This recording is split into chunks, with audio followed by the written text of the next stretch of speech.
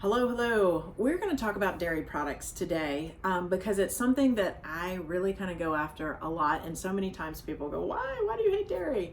And so the first step is there's multiple reasons why I really dislike dairy. First of all, for your health, it is a mucus producer.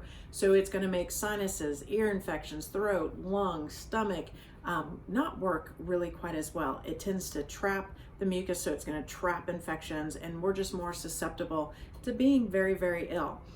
Personally, until I found that out, I was running sinus infections on almost a monthly basis, and I was on antibiotics. It was just horrible all the time. At one point, I was put on preventative antibiotics so I just wouldn't get sick. All these things I've learned about throughout my health. And it wasn't until somebody said, hey, did you know that milk might cause that? And I put it down, and lo and behold, all of it went away. Been repeated so many times over the years with my patients. But then we got to talk about how it's being produced. And it's not Bessie the cow in the front yard being milked by her loving family and the milk being brought in. It's very commercialized. There's a tremendous amount of antibiotics and steroids that are being put into growth hormones that are being injected into the cows.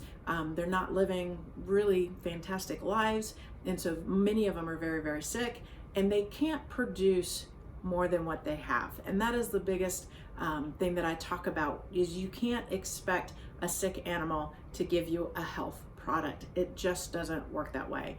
And so for me, when you look at the pros and cons, and there's so many better alternatives, we can make our own nut milks.